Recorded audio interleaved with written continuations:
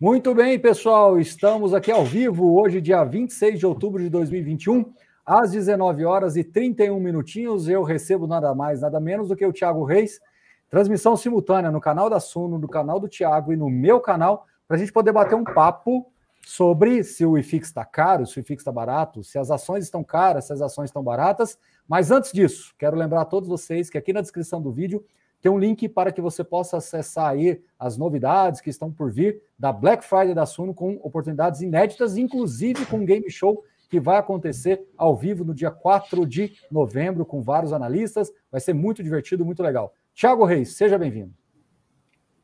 Tudo bom, Baroni? Sempre um prazer enorme estar aqui com você. Você tem que me chamar mais para suas lives lá de fundo imobiliário. Nunca fui chamado, hein? Então tá bom, mas então tá bom. Já é uma tradição você se queixar, mas é que você sempre é acionado aqui nos momentos mais críticos, então é importante sua participação. Por que eu quis falar com você, Thiago? Porque o mercado caindo, né? Eu acho que é importante todo mundo ver a sua percepção. Eu acho que de uma maneira diferente, né? Esse tempo atrás, principalmente quando você participou comigo lá na época da tentativa de tributação, os fundos imobiliários estavam caindo, as ações não. Mas agora, curiosamente, ambos estão caindo, inclusive as ações caindo até mais do que os fundos imobiliários. E aí vem aquela grande pergunta, né? O que fazer nessas horas? Como é que deve ser o comportamento do investidor? Como é que ele deve tentar olhar? Vamos primeiro falar no macro, depois a gente fala no micro, um pouquinho de ações para atender o seu público, um pouquinho de fundos imobiliários para atender o meu público. Mas que no final são portfólios. Bom, beleza. Eu acho que tem várias formas de responder essa pergunta, mas uma das formas que eu mais gosto é sobre o ponto de vista da análise fundamentalista. Quando a gente analisa os múltiplos das empresas brasileiras, na média, elas estão abaixo da média histórica e estão talvez com o maior desconto que eu já vi na minha carreira em frente às empresas internacionais, né? O Brasil é hoje um dos países mais baratos do mundo no que se refere às suas ações. Tem algumas ações que puxam para baixo os múltiplos, como Vale, Petrobras, commodities, beleza. Quanto que o ciclo de commodities positivo vai durar é sempre uma incógnita, mas mesmo se a gente excluir essas empresas, as ações brasileiras estão sendo negociadas abaixo do preço da média histórica, né, do múltiplo relação preço-lucro, EV/EBITDA, etc. Historicamente, quem comprou ações nesses momentos, né, de você ter 2 desvios padrões abaixo da média histórica, historicamente foi um bom negócio. Vai ser desta vez? Não sei, mas eu acredito muito na regressão à média, né? Hoje existe um certo ruído e não é essa a média, né? A média é que as coisas se assentem e que todos possam voltar a trabalhar, e quando isso acontece, certamente as ações vão ser reprecificadas para cima, né? Hoje eu tenho preferido investir em ações de empresas brasileiras até as internacionais, um pouco na contramão de muitos investidores pessoa física, né? Tem batido recorde de número de investidores internacionais. Eu fui o primeiro cara a falar publicamente de investir fora. Sou um cara muito favorável, mas nessa condição de mercado eu tenho preferido investir em ações brasileiras. E quem investiu nesses momentos, né? Acho que esse momento aqui, a última vez que as ações brasileiras na verdade estiveram tão baratas foi em 2016, finalzinho de 2015. Quem comprou ações ali fez um excelente negócio. E eu acho que vai se repetir isso em algum momento. Então essa é um pouco a minha visão. Podemos debater o micro, né? Eu sempre falei estatal só de graça, só que nesse momento, na minha opinião, as estatais brasileiras estão de graça com os melhores balanços das suas histórias, ou pelo menos desde que eu acompanho aí várias delas, né? A Basileia do Banco do Brasil está na máxima, o endividamento da Petrobras está sob controle, o lucro da Petrobras foi fenomenal, a própria Eletrobras ela foi saneada e agora está com endividamento sob controle, deve fazer sua privatização. Então, eu gosto muito das estatais. Isso não significa que eu estou dando um all-in, que eu estou botando tudo que eu tenho aqui em estatal. Eu acredito que estatal tem um risco extra, por isso eu não quero ter mais do que 10, 15% da carteira em estatal. Mas fora essas empresas, tem várias outras empresas que eu acho interessantes também. Algumas do setor elétrico que caíram e ficaram para trás. Que mais? Algumas empresas small caps aí, algumas empresas small caps de petróleo. Enfim, eu vejo oportunidades em quase todos os setores do Brasil. Acho que essas empresas estão muito saudáveis, os resultados das companhias brasileiras estão indo muito bem. Você deve estar até vendo, sentido isso em fundo imobiliário, os Eu nem acompanho tanto quanto o Baroni, mas imagino, né, Baroni, que as inadimplências devem estar bem baixas, né, que mostra que a saúde das empresas brasileiras, apesar de todo o ruído, tá muito boa na média, né? Então, eu estou muito otimista com o longo prazo. Isso não significa que as ações não podem cair amanhã, mas eu acredito que quem comprar hoje e segurar por 2, 3 anos ações dificilmente vai fazer um mau negócio, dificilmente vai ter prejuízo, porque as ações brasileiras estão com múltiplo baixo, as ações das empresas brasileiras, as empresas brasileiras estão muito saudáveis, estão lucrando como nunca, e eu acredito que isso em algum momento o mercado vai precificar isso para cima, como já estava precificando e por conta do ruído político, caíram nas últimas semanas. É interessante, a sua resposta, ela transita em várias verticais, né? Então, assim, acho que uma vertical importante que você está colocando é que há pouco tempo atrás, né, alguns meses atrás, você estava falando muito bem das ações americanas, né, das empresas de tecnologia, e como o mercado é dinâmico, essa é a beleza do mercado, como eu sempre falo, né? Sempre haverão oportunidades. Então, agora você já vira o canhão muito mais para as empresas brasileiras, né, uma vez que você enxerga oportunidades. E aqui eu quero fazer uma consideração para o pessoal de fundos imobiliários, né?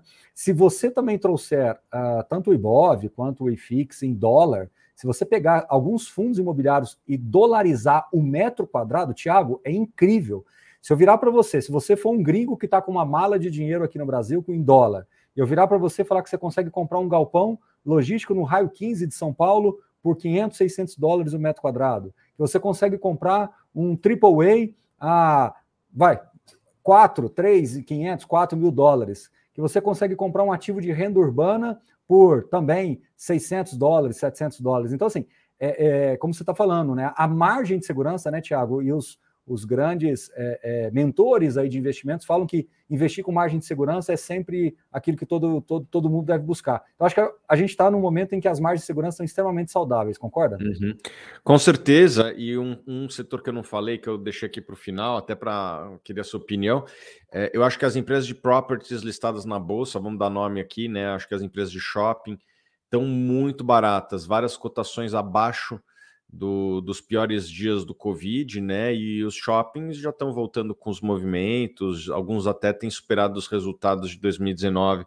Queria saber a sua opinião sobre os preços das empresas de bolsa, que eu sei que você já deu uma olhada também, e certamente você já viu os preços por metro quadrado das empresas de bolsa, aí, principalmente as de shopping, Iguatemi, Aliansce Sonae, Multiplan, BR Malls. As empresas elas estão com um desconto frente à média histórica impressionante, né, Baroni? Eu acho que sim, você tem, de novo, a oportunidade de todos os lados. Então, se você estiver buscando realmente um pouco mais de ganho de capital, acho que as empresas de properties fazem muito sentido. E se você estiver querendo ter um carrego positivo muito bom e também com uma possibilidade de ganho de capital, claro que menor, as empresas os fundos imobiliários dos setores de shoppings, até mesmo de lajes corporativas, estão muito descontados, Thiago. E você tocou num ponto bem interessante, né? A saúde das empresas tá boa. Se você ler os relatórios dos fundos imobiliários, vamos lá, não tem inadimplência, e quando tem, é muito pontual, tipo, 0,6% de inadimplência e 0,4% regularizou ainda antes do fechamento do relatório, sabe? Coisas assim. Não tem anúncio de vacância, pelo contrário, a gente está tendo muito mais anúncio de locações, e ao passo que você está tendo volta, né, de home office, volta ao trabalho. Acabei de receber agora há pouco um aviso aqui da escola dos meus meninos, já voltando também a liberação dos alunos, mais como era antes da pandemia, que estava com várias restrições, agora já voltando também. Então, e ainda as pessoas precificando os ativos educacionais, ainda com bastante risco. Você tem os ativos de renda urbana que vieram para se consolidar aí com contratos ainda para percorrer com 15, 20 anos, e essas empresas listadas aí fazendo grandes operações, né? Como a gente viu aí, Pão de Açúcar, Açaí e algumas outras. Então, veja, esse contrassenso. Mas o que acontece, Thiago? Eu queria te perguntar. Por outro lado, você vê manchetes aí como hoje, né, de que a gente apostando em 3% na alta dos juros amanhã, ou seja, saindo de 6,25 para 9,25. Eu acho que isso traz muito ruído, e esse pânico, né, ele faz com que você tenha um sell-off na bolsa e quase que desculpe usar o termo em inglês, mas não consigo encontrar outro, que é o chamado take me off. Você me tira disso aqui, take me out, né? Me tira disso aqui de qualquer jeito, e aí as pessoas vão vendendo sem fazer essas contas de fluxo de caixa ou de contexto macroeconômico, né? As pessoas olham, poxa, se eu deixar na Selic vai render mais, então me tira disso aqui e eu realizo esse prejuízo e recupero num pré-fixado pagando lá 12% ao ano. Então, essa assimetria é que gera oportunidades e transferência de patrimônio para quem tem um pouco mais de paciência. Confere? Tem um cara aqui, ó. Thiago, tá preocupado? Tá com uma expressão bem ruim. Cara, eu tô muito tranquilo com as minhas posições acionárias, as ações em si, os fundos imobiliários. Eu não tô preocupado com o operacional. Tô preocupado que eu vou casar esse final de semana, né? Isso gera uma preocupação. Tô brincando. Um beijo para minha esposa. E eu me preocupo um pouco com as pessoas que estão fazendo esse movimento que o Baroni citou, né? De comprar ações e estão vendendo, estão transferindo renda, vão passar dinheiro para quem está comprando ao longo do tempo. Eu já vi esse filme 1000 vezes, isso aí vai se repetir ao longo da vida do investidor. Então, eu acho que todo mundo deveria investir com prazos longos em renda variável. E quem vende nesses momentos de baixa, historicamente, fez péssimos negócios no Brasil. Eu acho que quem vender agora vai continuar fazendo mau negócio, como foi feito no passado. Eu me preocupo com essas pessoas, várias delas, algumas aqui nos seguem, me preocupo com elas. Comigo eu estou tranquilo, com os fundos imobiliários, a saúde está super tranquila, né, Baroni? Os fundos pagando provavelmente dividendos recordes, as empresas vão pagar dividendos e lucros recordes, então isso eu estou muito tranquilo com a saúde financeira. Eu me preocupo às vezes com o comportamento de algumas pessoas que são novas na Bolsa. É exatamente isso. Inclusive, os rendimentos por cota, na média, estão melhorando, tá? Na média, estão melhorando. Vários fundos grandes que foram criticados recentemente por ter dividendos em queda, estão também repassando e crescendo os dividendos. Perguntaram para mim sobre a HTMX, vou aproveitar a presença do Thiago aqui para dar uma notícia inédita para todo mundo.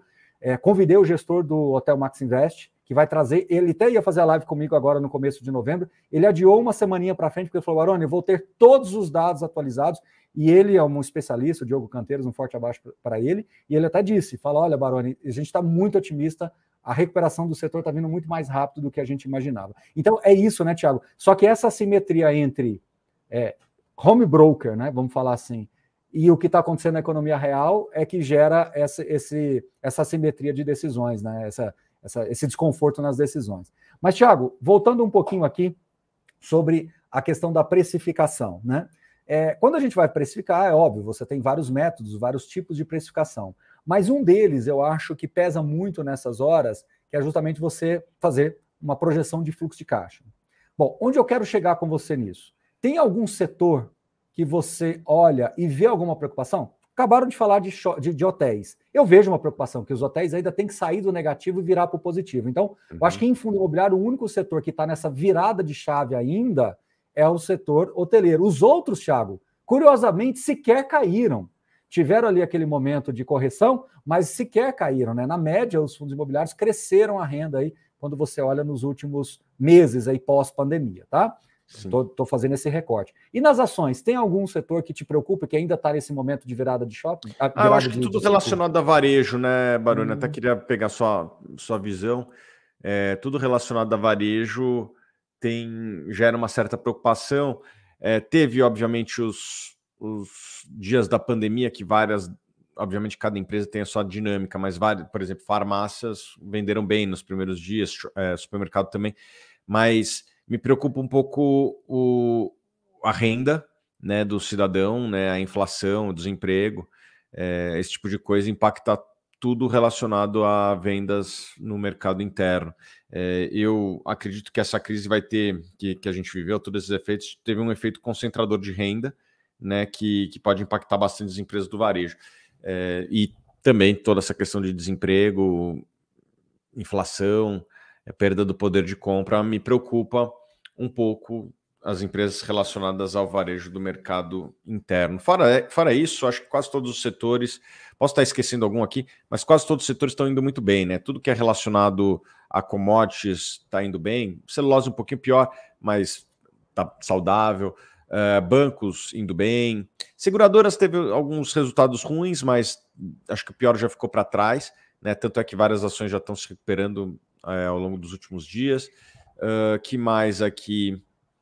Quais outros setores, Baroni? Saúde deve continuar crescendo.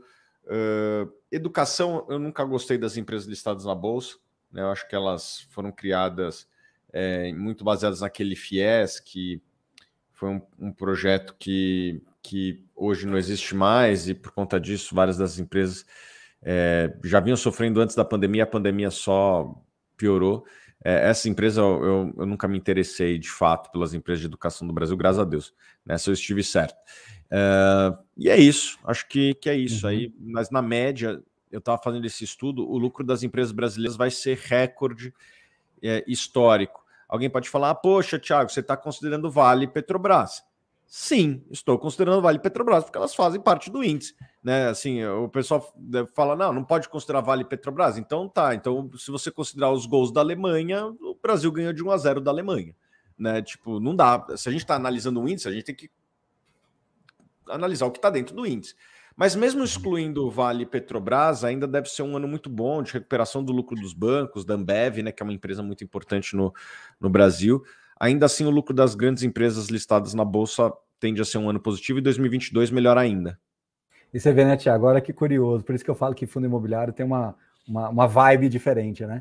Você falou do setor de varejo, algumas preocupações que você pontuou, e recentemente a Via Varejo fez uma locação de praticamente 6 andares no Eldorado, né? Que é do BRCR, que é um fundo que está negociando com desconto. Vai, me perdoe se eu errar aí, podem me ajudar, mas eu coloco 40% de desconto. Posso conferir isso aqui agora enquanto falo com vocês. Então, veja como quem busca um portfólio, apesar de eu ter um DNA para fundo imobiliário, e tudo bem, mas eu sou uma exceção à regra, eu não incentivo que as pessoas façam isso.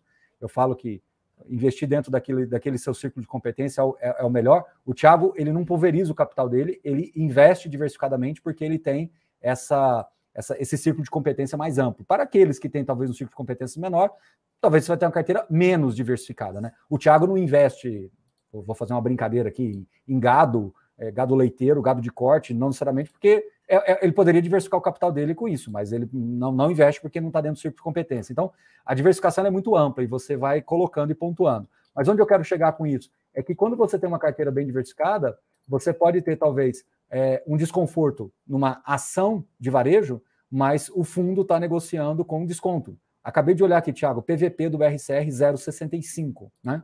Então, assim, são coisas que dificilmente a gente vê. Onde eu quero chegar com isso, né? Que é um portfólio AAA, que precificado aí a R$10 mil o metro quadrado, em dólar dá $2.500, falando grosseiramente, sem fazer um juízo de valor de retirar alguma parte de alavancagem, tudo, mas grosseiramente falando, $3 mil um portfólio AAA. Então, mas esse é um caso isolado? Não, tem outros casos que estão dentro desse mesmo contexto, né? Que em dólar muito barato. Bom, Baroni, Thiago, eu queria que você respondesse uma pergunta, e eu posso ajudar a responder aqui. Kizu, vale a pena? O que está acontecendo?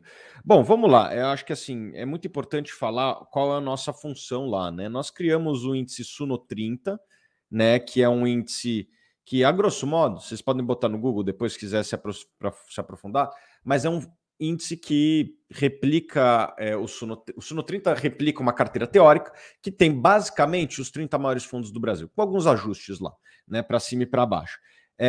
Este índice tem, de fato, superado a média do IFIX desde a sua fundação, pelo menos onde eu vi, né? E o fundo tem performado realmente abaixo da média. Nós não somos gestores, mas eu acredito que nem é muito culpa do gestor. A performance do fundo, ela tem sido, vamos dizer assim, ruim porque o mercado está botando um desconto frente às propriedades que o fundo tem, né? O fundo, ele chegou a negociar com prêmio e hoje negocia, a última vez que eu vi hoje aqui, com 15% de desconto, né? Ou seja, você está comprando, quem compra hoje Kizu, está comprando os fundos que lá estão dentro com 15% de desconto. Se você for ver os dividendos do fundo, estão ali na casa de 6 centavos, 7 centavos, né? Não tem nada de errado operacionalmente no fundo, né? O fundo está fazendo o que ele se propõe e o que acontece é que o mercado está dando um desconto na cota do Suno 30, né? Por que isso está acontecendo? Acho que vários outros fundos estão com desconto também. Agora, você está comprando os 30 maiores fundos da Bolsa com 15% de desconto. Para quem gosta e busca diversificação, talvez seja uma oportunidade. E até complementando, em primeira mão para todo mundo também, amanhã eu entrevisto o Eduardo Levi, que é o gestor do fundo, justamente porque essa pergunta que o Edson fez é uma pergunta que tem sido muito recorrente. Então, nessas horas, eu acho que é prudente trazer a gestão do fundo justamente para falar isso que o Thiago acabou de dizer aí, né? Aqui, operacionalmente falando, não há problema, mas como ele é um fundo que busca os 30 maiores fundos, como são fundos muito líquidos, invariavelmente foram distribuídos, talvez, para um público que nessas horas se sente desconfortável. Então, é o que eu falo, muitos investidores vieram para o mercado de fundos imobiliários pelo motivo errado e talvez vai sair pelo motivo errado. Então, eles vieram com aquela esperança de que, Selic acabou, né, 2% ninguém quer, então você traz muita gente para o mercado de fundos imobiliários. E a porta de entrada são esses fundos mais líquidos que estão dentro do Suno 30 e, consequentemente, comprados por KISU 11. Então, veja, você tem uma camada dupla aí de situações que maximizam essa questão, né? Então, amanhã, 8h30 no meu canal, eu vou trazer o Eduardo Levi para falar sobre o KISU 30. Outro ponto também que vale ponderar, Thiago, é que FOF, ele tende a ser melhor do que a média no mercado positivo e ele tende a ter essa sensação de pior do que a média no mercado negativo. Por quê? Porque você limita o ganho de capital.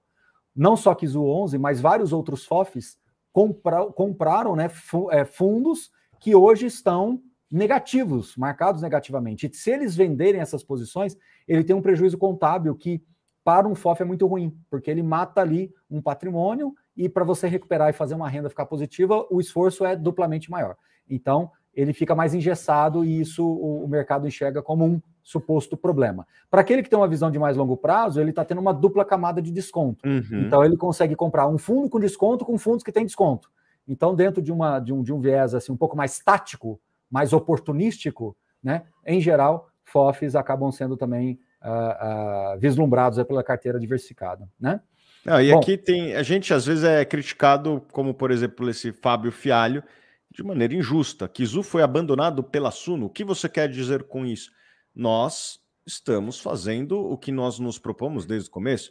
Nós estamos fornecendo o Suno 30, que é um índice criado por nós, estamos atualizando, temos aqui um departamento que atualiza de tempos em tempos, nós estamos fazendo a nossa parte. Não tem muito mais o que eu fazer. Eu não sou gestor do fundo, o fundo não é possível abrir programa de recompra. Se fosse possível, eu acho que faria até sentido. Isso é uma coisa até para ser discutida, eu acho que em âmbito aí de CVM, para justamente aproveitar quando está negociado com desconto. Mas nós estamos fazendo nosso trabalho.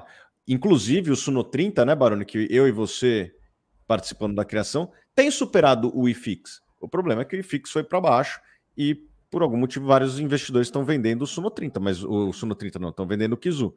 Por que estão vendendo? Acho que daí é interessante entender a cabeça de cada um desses investidores.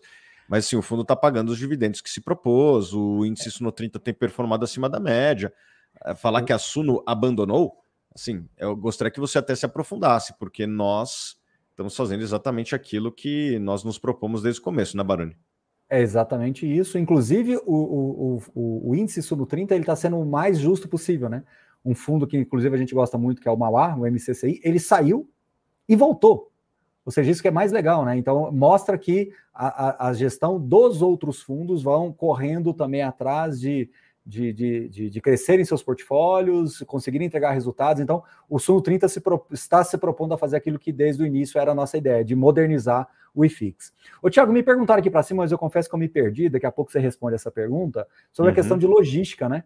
É incrível, né, Thiago, como as pessoas... A cotação cai, mas a pessoa não contextualiza. Olha que curioso, Thiago. Quanto mais a gente conversa com profissionais de mercado, né, percebe-se que se o Brasil voltar a ter um crescimento minimamente interessante aí pelos próximos 4, 5 anos, não teremos espaços suficientes para atender uma demanda. Não vamos muito longe. Olha o que está acontecendo. Você entende disso muito mais do que eu. Esse desarranjo entre oferta e demanda, né? E boa parte da inflação vem justamente por causa dessas questões. Então, hoje, o comércio eletrônico ele mudou completamente o comportamento das pessoas, por exemplo, em várias regiões, né? No Nordeste, por exemplo, eu comprava uma geladeira e poderia esperar 8, 9 dias para a geladeira chegar. Agora não, eu quero chegar com 1, 2 dias. Então, olha o potencial que uma logística eficiente está levando o Brasil afora. Então, pelo contrário, eu diria que o setor logístico deve ser um dos setores que mais poderá crescer a partir do momento que a gente destravar esse ambiente, esse clima desagradável político fiscal que nós temos. Agora, isso não vai acontecer nunca. Bom, não sei, eu já vi isso acontecer outras vezes, de você ter essa pressão pré-eleição, aí depois as coisas vão acontecendo e você tem 2, 3 anos de pujança aí. Vamos ver, quem sabe isso acontece, né? É isso aí. Acho que assim, imóveis em geral, você tem que analisar segmento por segmento, geografia por geografia, né? O segmento de logística foi o que menos sofreu e talvez foi até beneficiado por tudo que a gente viveu nos últimos anos aí. O e-commerce cresceu bastante e muitas vezes o estoque do varejo fica na própria loja, no próprio shopping, e no caso do e-commerce tem que ficar na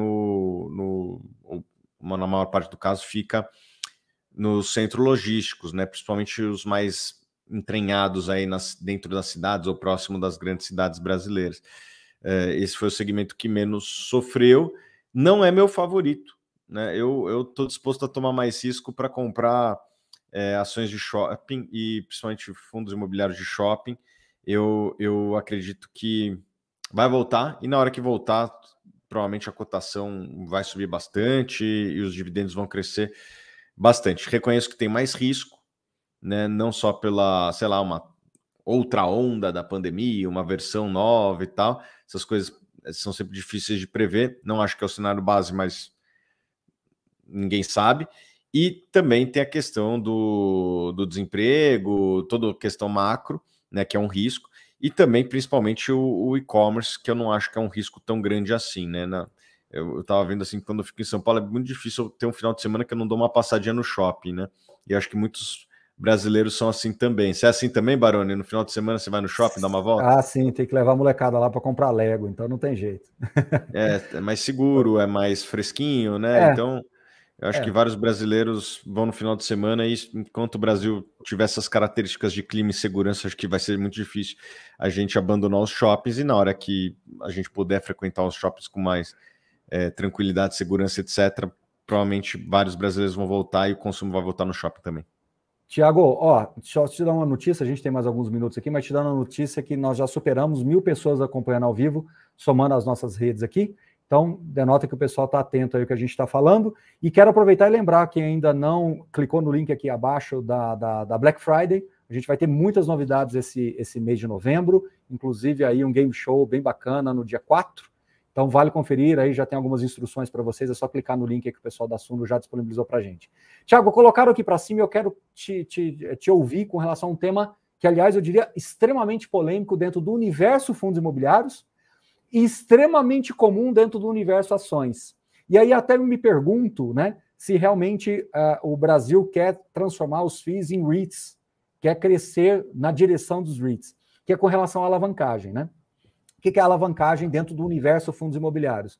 É você não pode você não pode tomar dívida. Então, o fundo não pode ir lá e pegar uma dívida compulsoriamente. Ele tem que antecipar um fluxo, né? Então, ele vai pegar ali seus contratos e vai securitizá-los, vai colocar isso dentro de um produto financeiro. E aí é uma retroalimentação. Muitos desses CRIs são feitos dentro da própria indústria. Então, você tem aí um processo interessante, né, de retroalimentação, mas tudo bem. O que eu quero dizer é que esse fluxo ele serve à dívida. O fluxo desses contratos paga o juro e correção monetária e o fundo se compromete a amortizar isso dentro de um calendário de 5, 10 anos, que via de regra está casado com o contrato. Isso gerou ou tem gerado algum desconforto dentro da indústria de fundos imobiliários. Quando você vai para ações, muitas das vezes isso é usado até de maneira positiva. As empresas que conseguiram se alavancar bem, conseguiram entregar bons resultados, tiveram retornos interessantes. Eu sei que você é um pouco contra do modelo de alavancagem dos REITs, inclusive a gente conversou particularmente sobre isso na época da pandemia, né? Uhum. Mas eu queria te ouvir, porque o modelo de alavancagem feito em fundos imobiliários não é nem o modelo de ações e nem é o modelo dos REITs. É um modelo próprio criado dentro da indústria.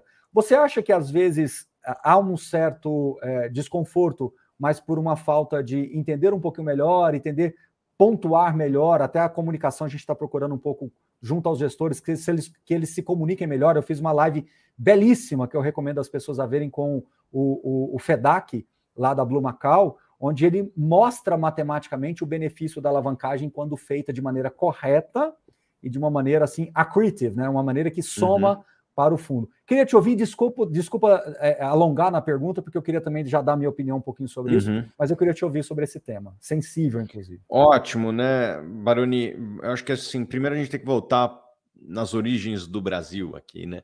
Quando a gente fala de dívida, é sempre muito associado a um lado negativo. E, de fato, as dívidas no Brasil, para a pessoa física, sobretudo, elas têm um caráter muito negativo. São caras, né? Talvez com exceção do crédito imobiliário, que se tornou mais barato ao longo dos últimos anos. Mas a maior parte das dívidas no Brasil são muito caras, né? E provavelmente a pessoa seria melhor ela gastar o dinheiro, economizar e comprar, né, do que esperar um pouquinho mais e comprar do que tomar uma dívida. As dívidas no Brasil para pessoa física são muito caras. E na hora que fala de dívida, o cara pensa, pô, é ruim de cara, porque as dívidas que eu tomei na minha pessoa física são ruins, então é ruim também aqui. Eu acho que não é muito caso, tem que analisar caso a caso, né?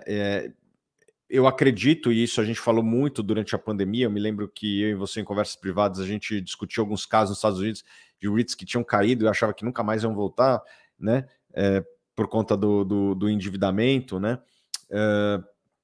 E eu acho que tem duas coisas aqui. Primeiro que tem a taxa de juros, o prazo, né, do empréstimo, e o que você está comprando, né? Se você toma uma dívida barata para comprar na baixa do ciclo, poxa, ótimo. O problema é que muitas vezes você não está fazendo isso. Você está tomando, às vezes, uma dívida barata e o mercado está caro, ou uma dívida cara e o mercado está barato, ou pior dos mundos, uma dívida cara e o mercado está caro, né? Então é muito difícil você casar essas duas coisas. Então, eu acredito que na média, a alavancagem ela traz somente mais risco, com potencialmente mais retorno, mas traz mais risco. Eu não sei o quanto que foi criado de valor ao longo do tempo com a alavancagem, mas assim, meu feeling é que nos Estados Unidos a alavancagem criou muito pouco valor nos REITs, né? Na média, os REITs até ganhavam 1-2% a mais por ano, mas daí veio uma crise, como veio ano passado, entrega tudo de uma vez, né? Come de colherinha e entrega de balde, né? Mais ou menos isso. Então, eu acho que tem que ser analisado caso a caso, mas eu também não compro aquele case tradicional das faculdades de finanças, né? A qual eu inclusive me formei, que é dívida quase sempre bom, né? Porque aqui você está de fato adicionando mais risco, e nem o benefício tributário você tem, né? Nas empresas, pelo menos, você tem o benefício tributário, né? Você pega as despesas de juros e joga como uma despesa e abate do seu imposto de renda. Para os fundos imobiliários, nem isso tem. Então, o único jeito de você criar valor com a alavancagem é se você toma dívida barata e compra um ativo muito descontado. Então, tem que ser analisado caso a caso. Eu acho que a nossa indústria é muito nova, né, Thiago? Você imaginava, quando a gente começou com a Suno lá em 2016, que eu ia chegar um dia e falar assim, o que você acha de alavancagem em fundo imobiliário, né? Ou seja, é tudo muito novo ainda. Eu falo que a nossa indústria começou de fato em 2016, 2017.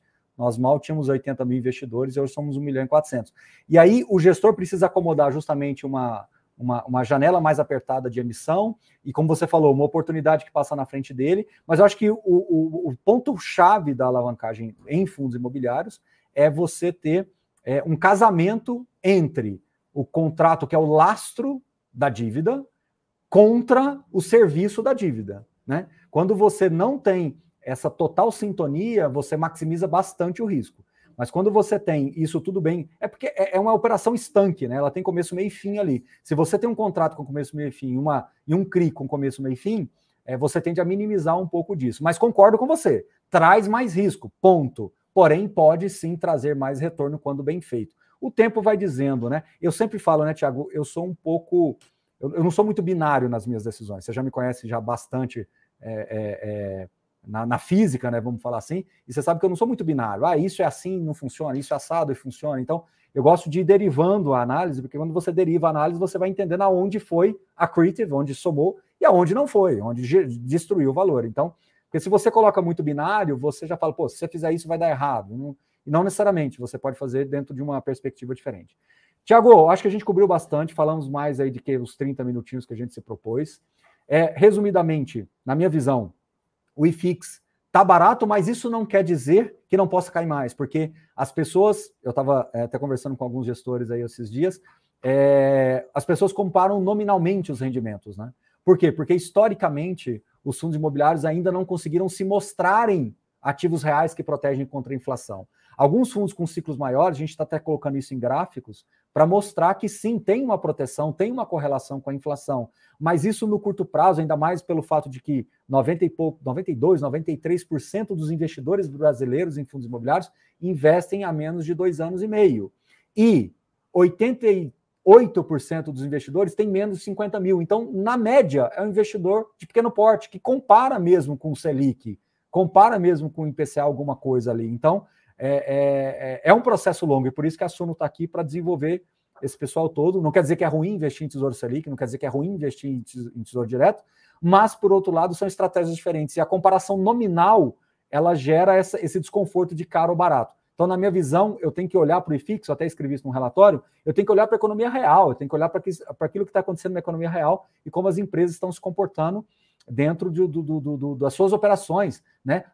Acabou de se fechar um contrato aí recente com a Renner, Thiago, a empresa de varejo, num galpão de quase 200 mil metros, 180 mil metros quadrados, em Cabreúva, né? Num contrato atípico de 15 anos. Então, assim, 180 mil metros quadrados em um ativo era praticamente a ABL de a indústria inteira de vários fundos aí, quando a gente começou a investir há 10 anos atrás. Então, isso denota sim que estamos crescendo, mas esse ruído de Selic incomoda e dá esse erro de precificação, que na minha visão, aqui eu concluo, é uma oportunidade sim. Mas vá em doses homeopáticas, né? Como o Thiago mesmo usa, vai colocando os seus exércitos ali à medida que vai caindo, mas entendendo que você sempre tem que ter uma outra retaguarda, né? Não precisa queimar tudo de novo, porque amanhã pode vir outra notícia, amanhã pode vir outro estouro de teto, outro estouro de não sei o quê, e de repente isso vai gerando essas oportunidades gradativamente. Certo, Thiagão? É isso aí, Baroni. Muito obrigado pela sua presença. Eu quero ir nas suas lives aí, quero ser convidado. Sempre. Então tá bom. Pessoal, então é isso. Amanhã no meu canal, a gente vai falar com o Eduardo Levi sobre o Kizu e vamos, naturalmente, falar um pouco mais sobre fundos imobiliários. Thiago, muito obrigado. Agradeço o time de suporte da Suno aqui, mais de quase 1.200 pessoas nos acompanhando aqui ao vivo em todos os canais da Suno. Tá bom? Thiago, obrigado. Valeu. Viu? Valeu. Tchau, tchau.